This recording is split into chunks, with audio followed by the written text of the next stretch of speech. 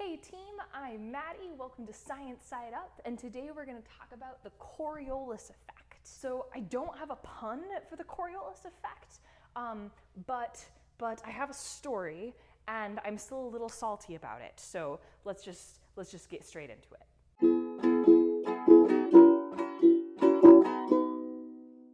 So I just got back from the most amazing trip of a lifetime to Ecuador and the Galapagos. It was, you can still see my sunburn where I'm molting now. So yeah, I got back 2 days ago and I had the absolute most amazing time. I'm gonna make you guys suffer through some of my vacation videos, and we're going to talk about volcanic islands and how they form and all the really cool stuff from the Galapagos. But here's a picture of me in Ecuador. And one of the really cool things that you can do in Ecuador is stand on the equator. So I went and I stood on the equator and balanced on one foot and all that jazz.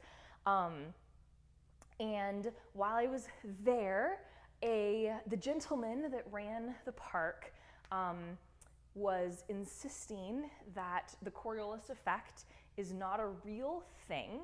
And to his credit, so we'll get into this in a minute, but Coriolis is 0 at the equator, right? And it's really, really weak. Like, you can just ignore it for at least plus or minus 5 degrees latitude.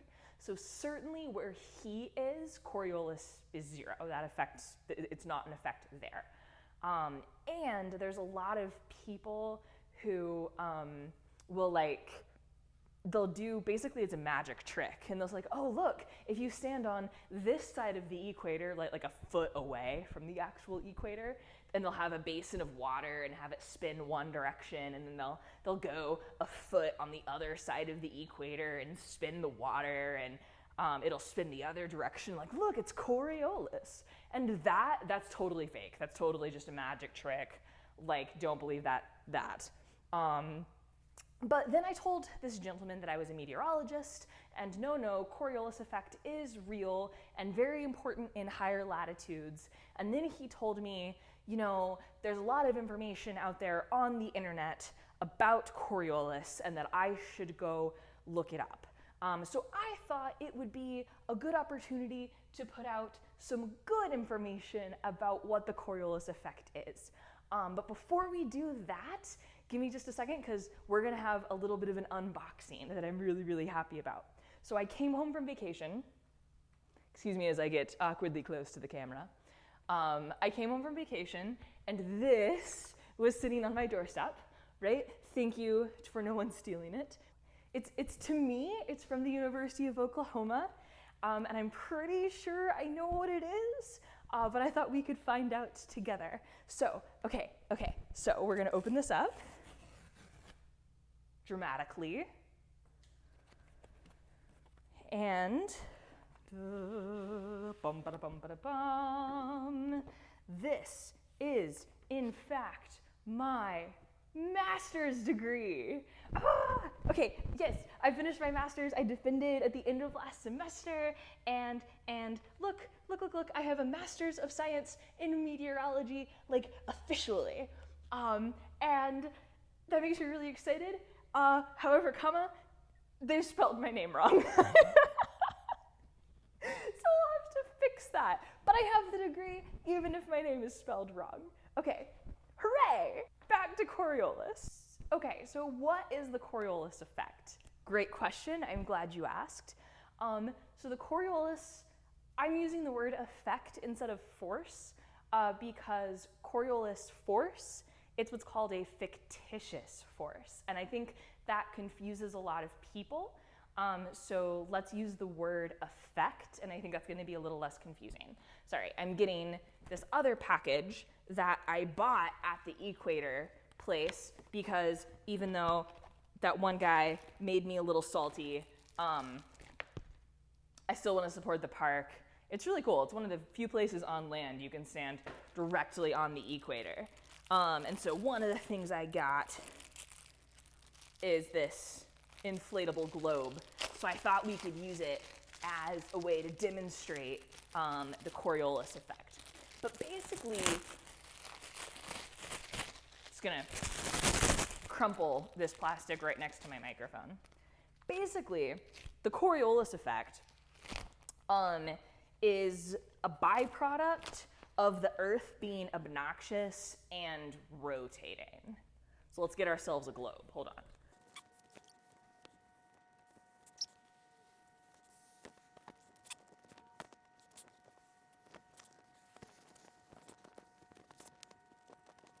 Ha! Globe. Anyway. Okay, so. Okay, I've got my globe, and I have this yarn, and the yarn is there for a reason, I promise. So, okay, if I took this piece of yarn, right, and I stretched it across the equator, by the way, there, Ecuador, that's where I was, and then we were to spin, right, so we're going to spin the globe in the direction that it spins. So it's going to spin like this. Notice that the yarn is like happy, camping out on the equator. We could unravel it by being Superman and making the Earth spin the opposite direction, right? But if the yarn is trying to travel across the equator, no problem. Okay, but let's say we were to let's start in Ecuador, right? So let's start our yarn in Ecuador. And right there, I think I've got it on Quito, capital of Ecuador. And we were to try to bring it towards the North Pole, right? So we're trying to do this, but then the Earth starts spinning. Oh no, right? Because of the Earth's motion, the yarn couldn't go up. We couldn't draw a straight line to the North Pole, right? We can't hold the yarn like this. As the Earth starts to spin, right? It's trying to make it curve. That is the Coriolis effect. And so it's just because we are on this spinning ball of rock and water that's flying through space, because the Earth spins, it affects the motion of big things, right? So in the northern hemisphere, where I live, it makes winds or things turn towards their right. So notice, okay, so if we're going from the equator to the North Pole, that's pretty easy to see. Bam, ba, ba, bam. From the equator to the North Pole, right? And then we start to spin, and it's going to the right. I let go there.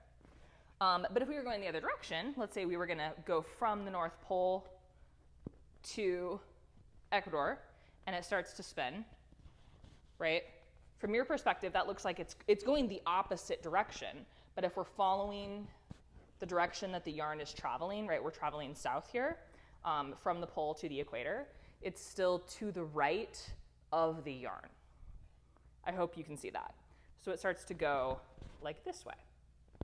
So it's to the right, but relative to the motion of the thing that's traveling. Okay, so here is the equator, 0 degrees. And if I'm heading from the equator towards the North Pole, right, so I'm trying to travel along that dotted line, the Coriolis effect makes me go like that, to my right. But if I'm traveling the other way, from the pole towards the equator, trying to travel along this line, then it's going to go the other way. It's to the right, but it's following the direction of motion, right? So it's upside down. Okay, so that's sort of what the Coriolis effect is.